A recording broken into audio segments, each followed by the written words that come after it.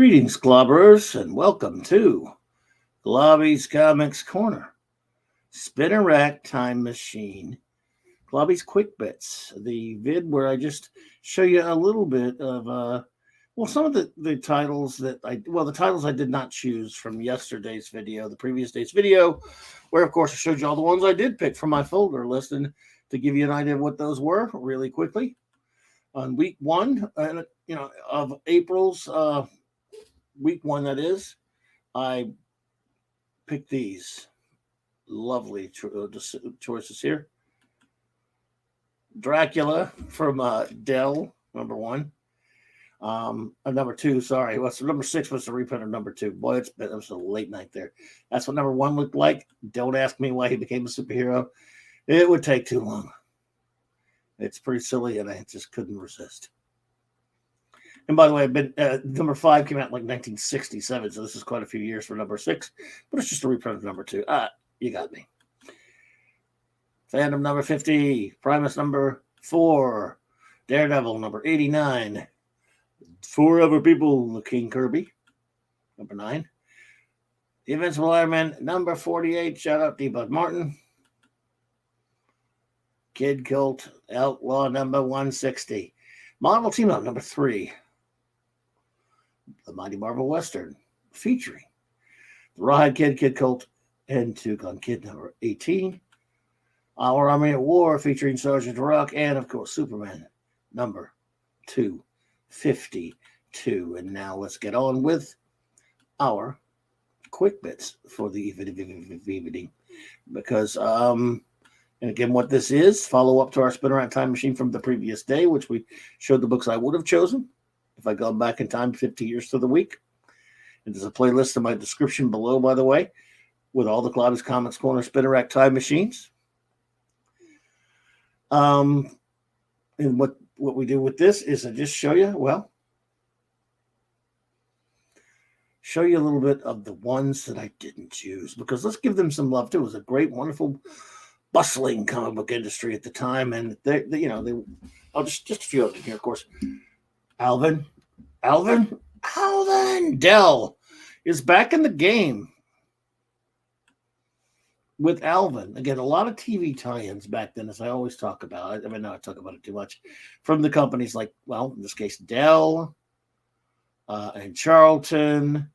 There's Charlton with Peter Bailey. There's Charlton with, yes, D-Bud, shout out to you for this one too, Bobby Sherman. Again, this Romance Comics by Charlton. Wow, I mean, just the kind of different types of genres covered in comics back then. It's always extraordinary to me. And these covers, wow, Combat. I don't believe this War Stories Combat comic that was based on the TV series Combat. And of course, David Cassidy had his own comic. I Think I Love You. Sorry. Not you, David. I mean, I'm just singing your dumb song I Like the Partridge Family. Don't get on me. Look at this.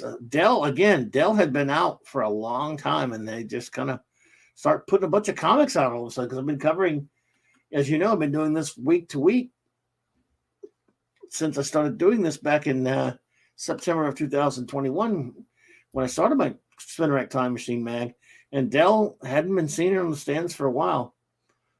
Under the Dell imprint. I mean, I think it's, different companies used to own them, Western Publications, I believe. Anyway, I love this cover for Fighting Marines from Charlton. Should have bought that one. I should have put that on my pull list there. And then again, it's just cool to look at all these covers a little bit. Yeah. For Lovers Only. Which one of you would have bought that? You could tell me. This is an intriguing comic that I probably should have picked up. But, Geronimo Jones, again, very, very interesting stuff that Charlton was doing. Some ghost stuff. Ghosts were all the rage. Charlton. I mean, it looks like a Ditko cover on that Charlton comic right there. I think it was, actually. Ghostly Haunts. More Ditko. That's a Ditko cover there, too. You can know Ditko anywhere. Ghostly Tales. Yeah. Maybe Ditko. Someone doing Ditko. Anyway, none of that one. But anyway, those are just some of the books that came out. I thought you might like to see. Just some of the ones that I didn't choose because I'm just so prejudiced towards, the superheroes and the violent comics, of course. Wow, these Skywalk mags are weird stuff. I don't know if I can show that. Let's get that off air. Wah! My mama wouldn't let me buy that when I was coming out. Partridge Family comic.